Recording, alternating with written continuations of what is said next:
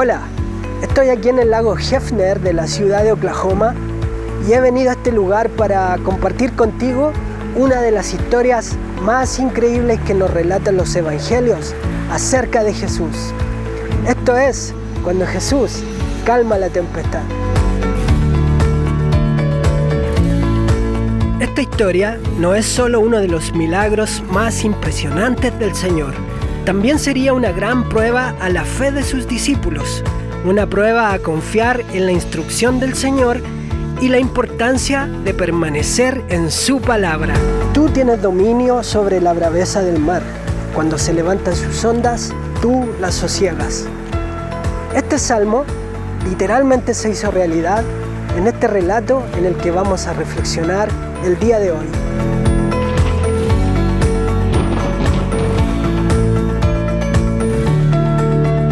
Esta historia la encontramos en 3 de los 4 evangelios.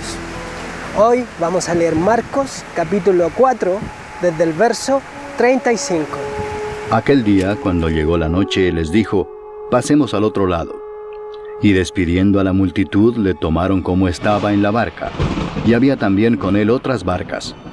Pero se levantó una gran tempestad de viento y echaba las olas en la barca de tal manera que ya se anegaba.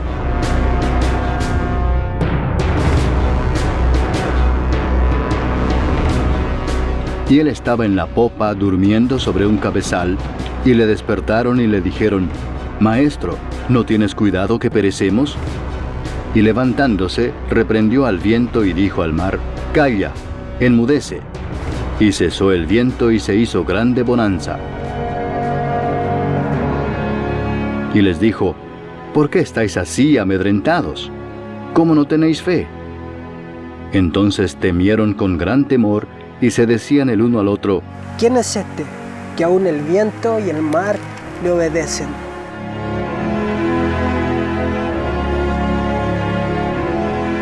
Jesús había estado enseñando todo el día en Capernaum. Capernaum se había transformado en su hogar, una pequeña aldea de pescadores al norte del Mar de Galilea. El Mar de Galilea está situado en el noreste de Israel, entre los altos del Golán y la región de Galilea. Es el lago de agua dulce más bajo de la tierra y tiene unos 21 kilómetros de largo y 13 kilómetros de ancho. En esta historia, Jesús, luego de haber estado enseñando todo el día, instruye a sus discípulos a viajar con él en un bote hacia el otro lado. El otro lado representaba todo lo que era impuro para los judíos. Los griegos y luego los romanos construyeron 10 ciudades llamadas Decápolis al este y sur del Mar de Galilea. Estas ciudades eran ejemplo de poder y cultura helenística, con templos, adoración a ídolos, teatros y estadios. Pasemos al otro lado. Fue una gran sorpresa para los discípulos. Ahora el reino de Dios sería compartido a los gentiles que estaban al otro lado. También en este lugar, Jesús le daría libertad a un hombre que había sido atormentado por demonios durante un largo tiempo. Este hombre era de Gadara. Gadara, parte de la Decápolis.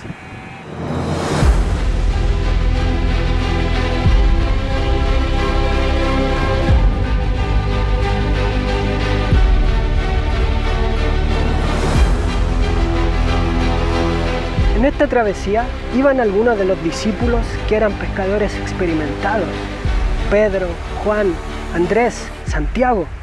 Pero su experiencia no les sirvió de nada, pues estaban asustados y no sabían qué hacer.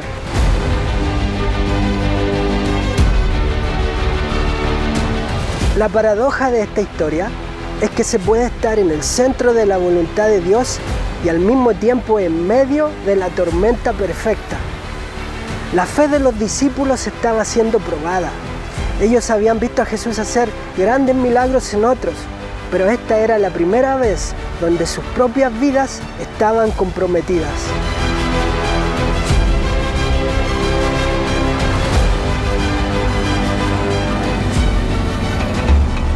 común en este lugar, entre el otoño y el invierno, que se formen tormentas rápidamente desde las altas elevaciones del lado este del lago. En minutos, el mar de Galilea puede producir olas de hasta 2 metros y que fácilmente hundirían un barco de pescadores del primer siglo.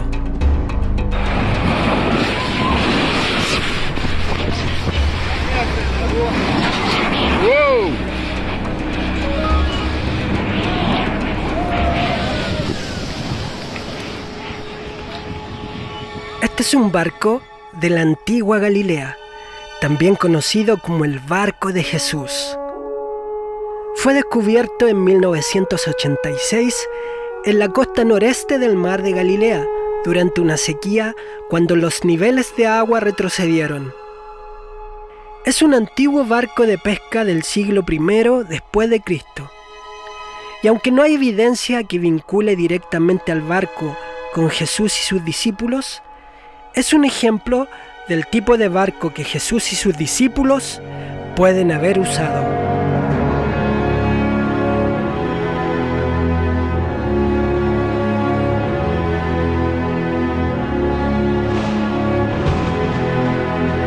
En esta historia hay 3 elementos centrales: la palabra de Jesús, el más importante, la fe y el miedo.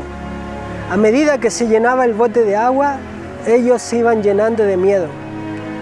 El miedo que los discípulos experimentaban era el resultado de su poca o nada de fe. Ya se les había olvidado que Jesús les había dicho: pasemos al otro lado. Why are ye so fearful? How is it that ye have no faith?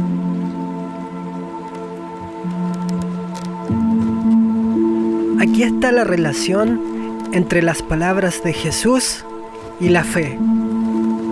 La Biblia dice: Así que la fe es por el oír, y el oír por la palabra de Dios. Porque por gracia sois salvos por medio de la fe, y esto no de vosotros, pues es don de Dios.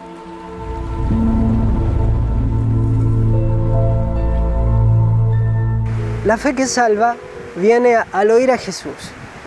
Son sus palabras las que abren nuestros oídos y podemos creer en Él y seguirle. Y sus palabras las podemos encontrar aquí, en la Biblia. Sus palabras están llenas de vida y de verdad. Palabras fieles y dignas de ser recibidas por todos, que Cristo Jesús vino al mundo para salvar a los pecadores, de los cuales yo soy el primero. El apóstol Pedro, que iba en esta barca y que en otra prueba de fe comienza a hundirse cuando saca su mirada de Jesús, años después escribe en una de sus cartas: En lo cual vosotros os alegráis, aunque ahora por un poco de tiempo, si es necesario, tengáis que ser afligidos en diversas pruebas, para que sometida a prueba vuestra fe, mucho más preciosa que el oro, el cual aunque perecedero se prueba con fuego, sea hallada en alabanza, gloria y honra cuando sea manifestado Jesucristo, a quien amáis sin haberle visto, en quien creyendo, aunque ahora no lo veáis, os alegráis con gozo inefable y glorioso, obteniendo el fin de vuestra fe, que es la salvación de vuestras almas.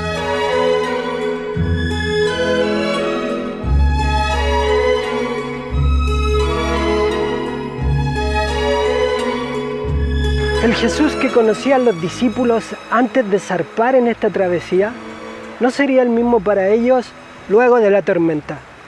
Jesús tenía el dominio sobre la creación y el poder para calmar las tormentas con su palabra. Les estaba enseñando que Él era Dios. El apóstol Juan, uno de los pescadores que estaba en la barca, escribe en su evangelio: En el principio era el Verbo, y el Verbo era con Dios, y el Verbo era Dios. Este era en el principio con Dios. Todas las cosas por Él fueron hechas, y sin Él nada de lo que ha sido hecho fue hecho. Y aquel Verbo fue hecho carne y habitó entre nosotros, y vimos su gloria, gloria como del unigénito del Padre, lleno de gracia y de verdad.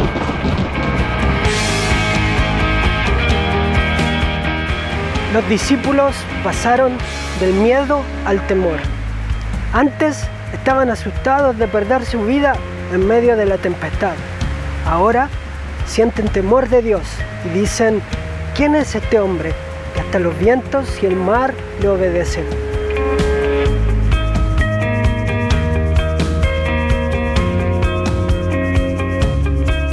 La tormenta en el mar de Galilea es esta obra del pintor holandés Rembrandt. Se autorretrata en la persona que sujeta la cuerda del mástil y mira hacia el espectador. Es una obra de juventud pintada en los momentos más difíciles y tristes de su vida. Sin duda, el mejor lugar donde estar cuando arrecia la tormenta es en la misma barca con Jesús. El Señor no dejará que resbales. El que te cuida jamás duerme. En estos tiempos de tormenta y dificultad, te invito a que nos aferremos a Él. Él es la roca eterna de nuestra salvación.